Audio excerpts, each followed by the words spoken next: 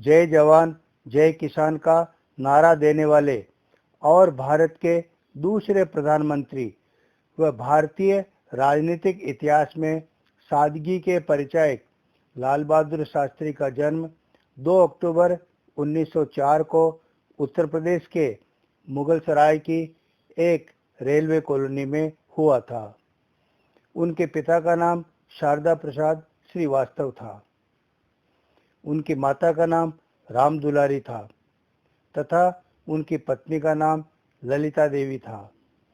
जब लाल बहादुर मात्र 18 माह के थे तभी उनके पिता का निधन हो गया।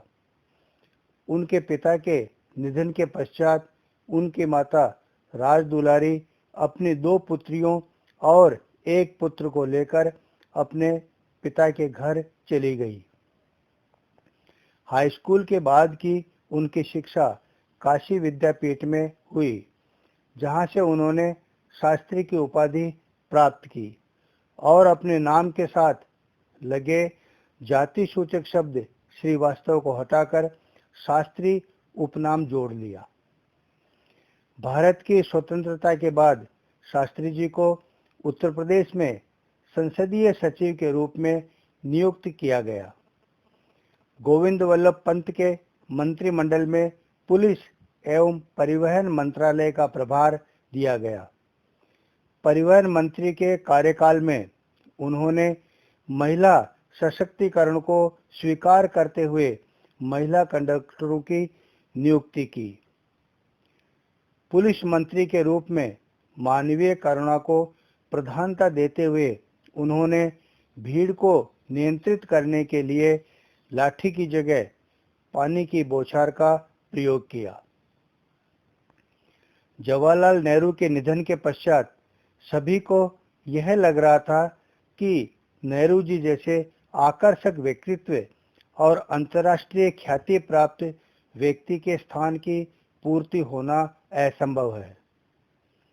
लेकिन लाल बहादुर शास्त्री के निष्ठा, ईमानदारी व देश के प्रति समर्पण के गुणों के कारण कांग्रेस पार्टी ने उनको अपना नेता चुना और 9 जून 1964 को शास्त्री जी ने भारत के प्रधानमंत्री के रूप में पदभार ग्रहण किया। उनके कार्यकाल में देश अनाज की कमी से गुजर रहा था।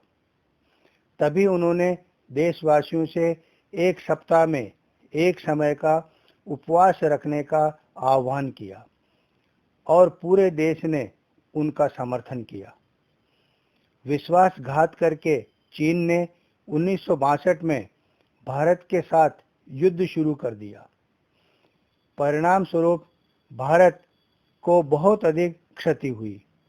इसके अतिरिक्त नेहरू जी जैसे विशाल छवि वाले प्रधानमंत्री की मृत्यु से हमारा देश आहत था और कई तरह की कठिनाइयों का सामना भी कर रहा था।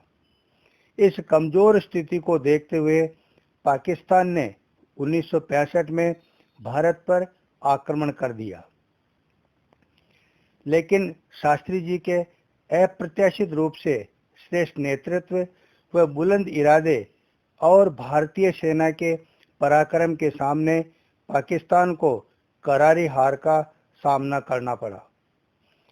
ताशकंद में पाकिस्तान के प्रधानमंत्री अयूब खान के साथ युद्ध समाप्त करने के समझौते पर वार्ता चली तो शास्त्री जी की एक ही जिद थी कि उन्हें शेष शर्तें मंजूर हैं, लेकिन भारत द्वारा जीती हुई जमीन पाकिस्तान को लौटाना बिल्कुल स्वीकार नहीं है। शास्त्री जी पर अंतर्राष्ट्रीय दबाव बनाकर ताशकंद समझौते के दस्तावेज पर हस्ताक्षर करवा लिए। उन्होंने यह कहते हुए हस्ताक्षर किए थे कि मैं हस्ताक्षर तो कर रहा हूं, परंतु भारत द्वारा जीती हुई जमीन दूसरा प्रधानमंत्री ही लौटाएगा, मैं नहीं। ताशकंद में पाकिस्तान के प्रधानमंत्री अयूब खान के साथ युद्ध समाप्त करने के समझौते पर हस्ताक्षर करने के बाद 11 जनवरी 1966 की रात में ही रहस्यमय परिस्थिति में उनकी मृत्यु हो गई। शास्त्री जी ने हमेशा किसानों की भलाई के बारे में सोचा, सैनिकों के हित में जो कुछ कर सकते थे किया। सेना के जवानों और किसानों के महत्व को बताने के लिए जय जवान जय किसान का नारा दिया। देश कैसे आत्मनिर्भर हो इसके बारे में चिंतन किया। हमारे स्वयं के संसाधन कैसे विकसित हों इसके विषय में सोचा। उन्होंने संसार को भारत की शक्ति से परिचित करवाया और विषम परिस्थितियों में देश को संभाले रखा। मैं ऐसे उच्च आदर्श, प्रबल इच्छा शक्ति व दृढ़ इरादे वाले भारत के पूर्व प्रधानमंत्री लाल बहादुर शास्त्री को नमन करता हुआ अपनी वाणी को विराम देता हूँ।